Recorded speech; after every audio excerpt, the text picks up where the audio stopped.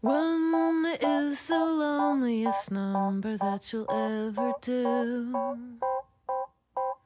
Two can be as bad as one. It's the loneliest number since the number one.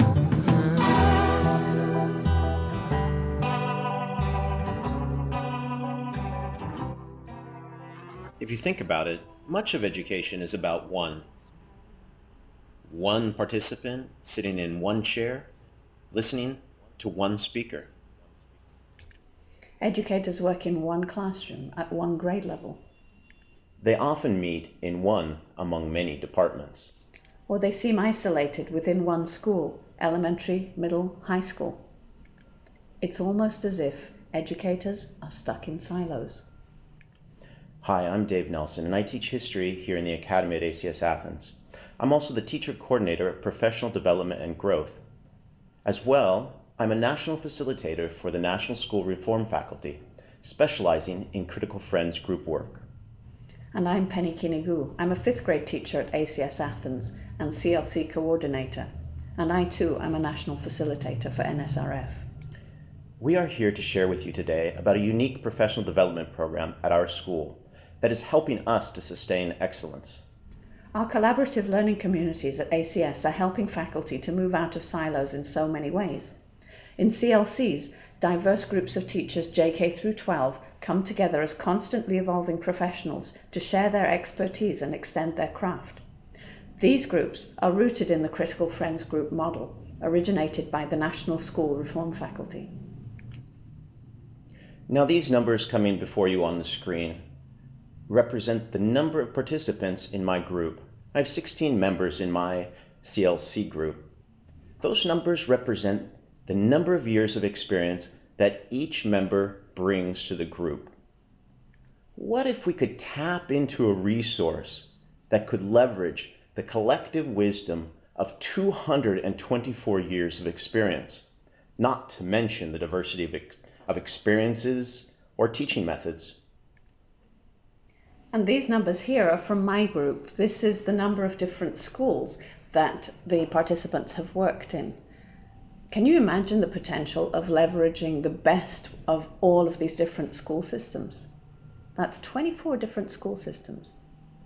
In the CLCs, participants have the time to discuss, problem solve, reflect, and learn together as they continue to evolve professionally. So what does this look like? In a CLC, ongoing groups of faculty volunteers meet regularly, and those groups are facilitated by trained teachers. Teachers are the ultimate lifelong learners, and at ACS, teachers are committed to making teaching a continually developing profession as they meet the challenges of 21st century education for their students. So how does the CLC help us to grow as teachers? Well, meetings are directly driven by the teachers' needs as they look at their students' learning.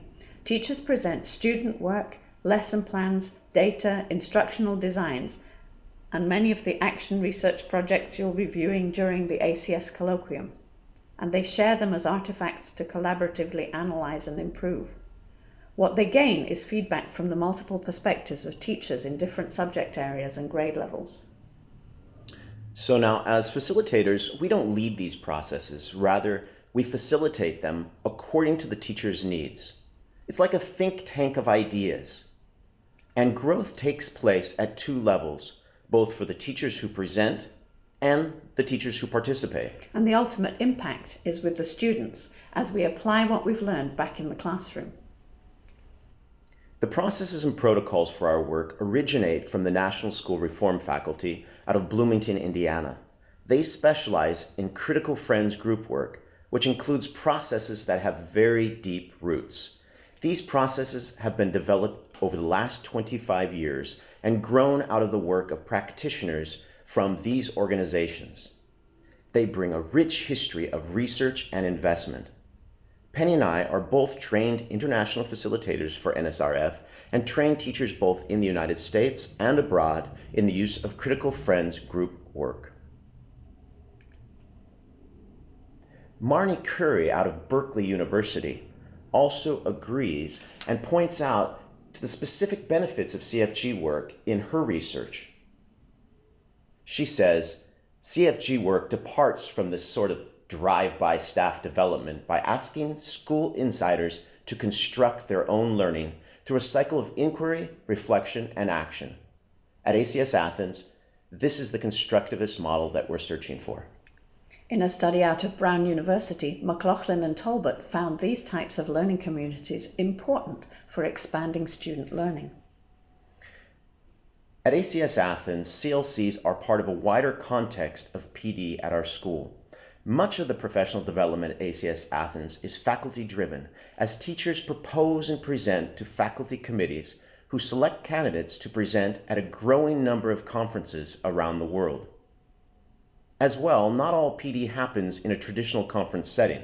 Teachers write articles, publish books, and serve on middle states accreditation teams. In fact, over the past 10 years, administrators and faculty have been part of or have led MSA accreditation teams over 45 different times. Participation in the CLC at ACS Athens is voluntary, and it has been steadily growing over the last 5 years. Today, there are 66 members working in 4 groups.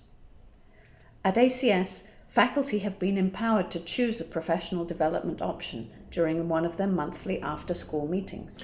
And this year, 67% of the faculty has volunteered to be part of a CLC team. And as you can see, 24% choose to do independent projects that better fit their needs at this time. Now, at ACS Athens, we have held 4 trainings, and we currently have 15 certified facilitators. Without the volunteers and those trained facilitators, these groups would not be possible. So let's take a look at the 3 core beliefs from our research that underpin what makes the CLCs unique. These are the processes used in the meetings, the diversity of the groups, and the focus on inquiry. So let's discover together what we have found.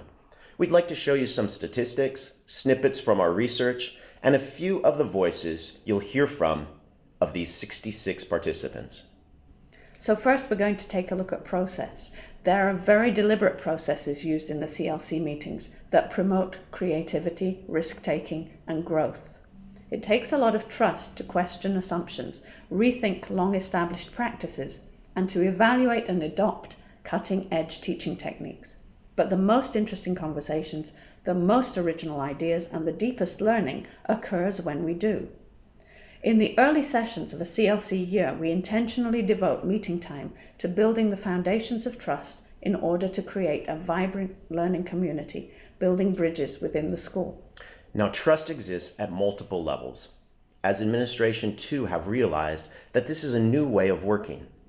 Here, they act not as leaders of the professional development, but rather as facilitators by providing the circumstances for success, such as time in the schedule and training for facilitators.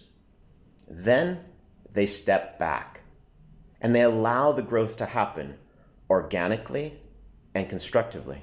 And in this way, they are modeling for teachers the importance of allowing learning to happen through facilitation, which is our goal in the constructivist classroom. Now, we're surely not the only ones researching collaborative groups. And I recently came across a study from Google in which they took on a study of over 180 Google groups over 2 years. And here's what researchers have found. Here are the 5 keys of successful Google groups that they found. Now, you'll notice the first one, which is psychological safety. This needs a little explanation.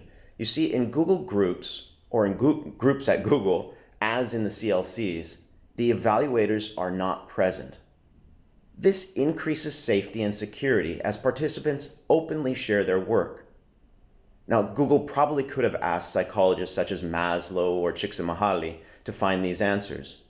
But the bottom line is, the safety in these groups exists because teachers are with their peers and are more likely to think creatively in a state of flow.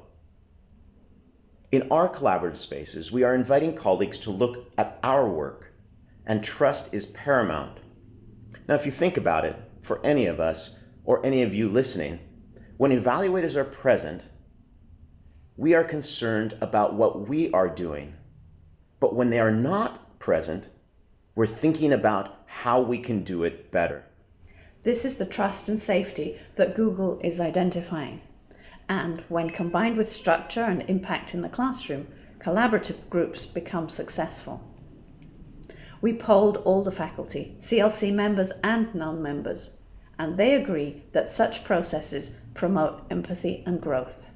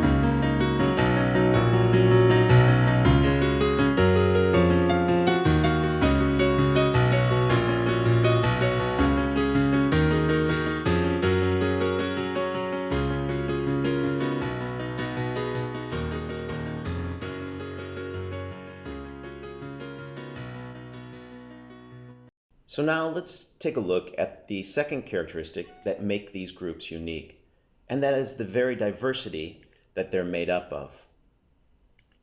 You see, the CLC groups are intentionally created to include the widest possible diversity of members from all three of our schools on our campus, different specialties, and years of experience. So you might wonder why this is significant.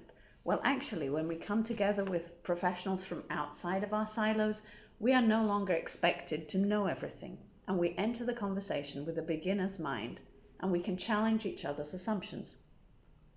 Now, in the spirit of diversity, our research also branched into the diverse fields of other fields to see how professionals are leveraging the power of collaboration.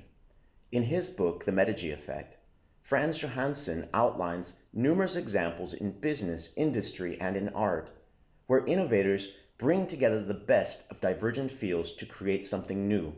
He calls it the intersection of fields and identifies that it is there where the power lies.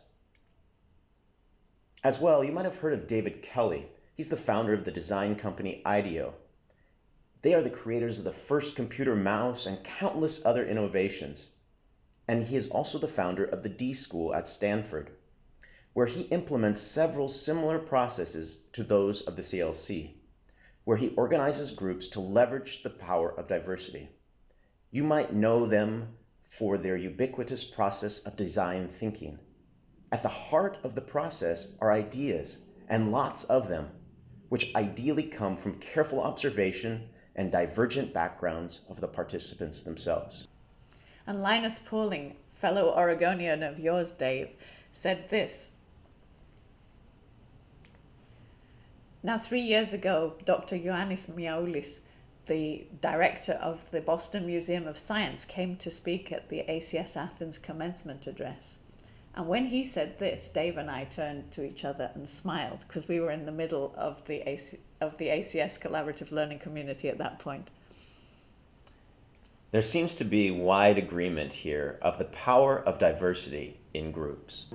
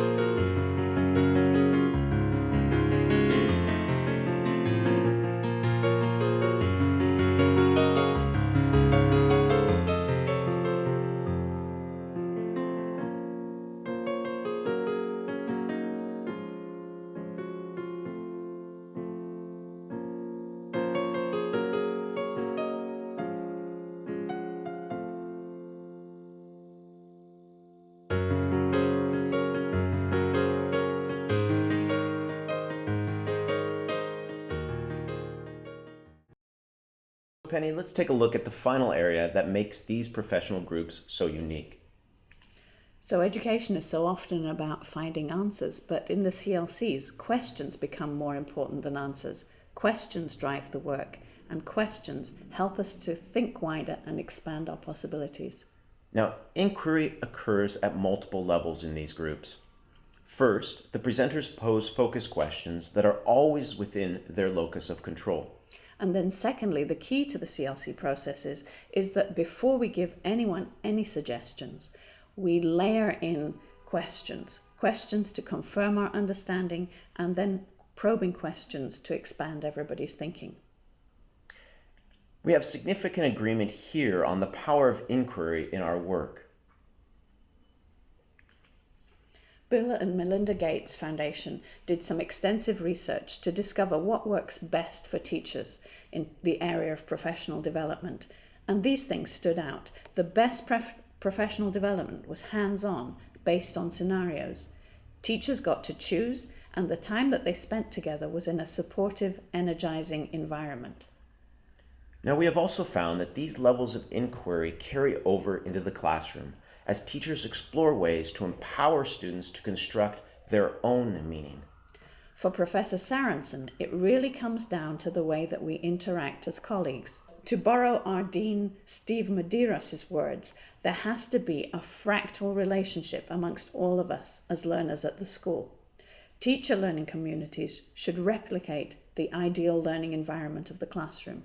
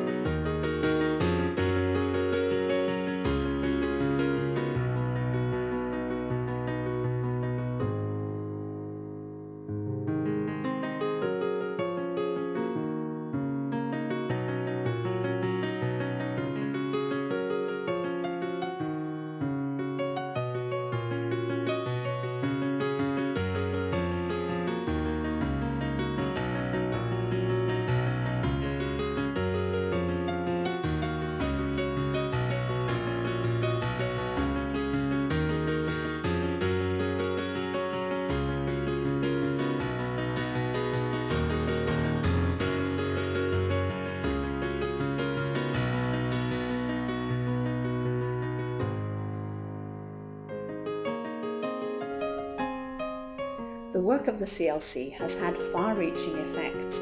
One of our colleagues, Ginger Carlson, summed this up best when she said, "The work seems to have touched everyone in a way that goes beyond the dedicated CLC time. There's this cross-pollination of both ideas and tools that are used, and they have impacted faculty meetings, small groups, and classroom teaching."